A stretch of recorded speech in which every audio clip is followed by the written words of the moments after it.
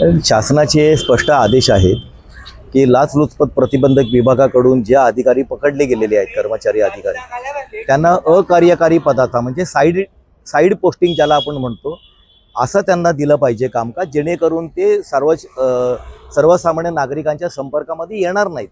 धोरणात्मक आणि महत्त्वाचे निर्णय घेण्याचे अधिकार असलेलं कुठलंही कामकाज अशा अधिकाऱ्यांकडे सोपवू नये, असे शासनाचे आदेश आहेत.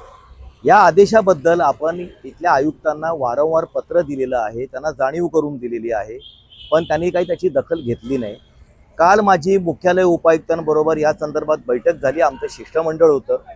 त्या बैठकीमध्ये हा मुद्दा मांडला असताना या भ्रष्ट अधिकाऱ्यांकडे पदभार सोपवण्याची आमची काय मजबुरी आहे हे त्यांनी सांगितलं, पण शासन आदेशाच्या पालनाबद्दल ते ठोस काय बोलायला तयार नाहीत. त्यामुळे ठरल्याप्रमाणे आपण आंदोलन करतो आहोत. खरं म्हणजे शासन आदेशाची अंमलबजावणी करणं हे महानगरपालिका आयुक्तांचं स्वतःचं कर्तव्य आहे. त्यासाठी आंदोलन करण्याची गरज भासली नाही पाहिजे.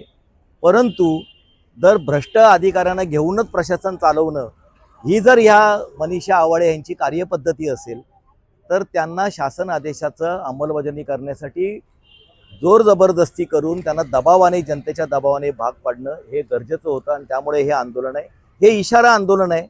हा GR आयुक्तांना माहीत पडावा म्हणून हे आज पहिलं आंदोलन आहे. पुढच्या मंगळवारी ह्याच ठिकाणी आपण हा GR जाळणार आहोत, याची सार्वजनिक होळी करणार आहोत. ज्या शासन आदेशाची अंमलबजावणीच होत नसेल आणि सरकारमध्ये बसलेल्या लोकांना पण त्याची काय ना खंत ना खेद अशी जर परिस्थिती असेल, तर नागरिक त्यांच्यापुढे हाच मार्ग उरतो की संविधानिक मार्गाने आपला प्रतिकात्मक निषेध नोंदवणं. पुढच्या मंगळवारी हा GR इथे जाळण्यात येईल आणि त्याच्या पुढच्या मंगळवारी मंत्रालयासमोर जाऊन त्या GRची होळी करण्यात येईल. कसं होतं की भ्रष्ट अधिकाऱ्यांकडे इतके सगळे महत्त्वाचे पदभार आणि ते पण शासन आदेश डावलून सोपवण्यामध्ये आयुक्तांची नेमकी काय मजबुरी आहे हे याची चौकशी झाली पाहिजे. आणि त्यामुळे आपण मुख्यमंत्री, उपमुख्यमंत्री, लाचलुचपतचे महासंचालक या सगळ्यांकडे आपण, मुख्य सचिव राज्याचे, नगरविकास सचिव यांना ईमेल पाठवून मागणी केली आहे की हे पदभार सोपवण्यामध्ये पैशांचे व्यवहार झालेत का, याच्यामध्ये भ्रष्टाचार झालेला आहे का, की हा प्रशासकीय कामकाजाचा भाग आहे, याची चौकशी झाली पाहिजे. आणि मुख्यमंत्र्यांचं जे पत्र आहे ते नगरविकास विभागाकडे चौकशीसाठी गेलेलं आहे. आणि महासंचालक अँटी करप्शनचे त्यांचं पत्रसुद्धा ठाणे जिल्हा अधीक्षक जे आहेत अँटी करप्शनचे त्यांच्याकडे आलेलं आहे.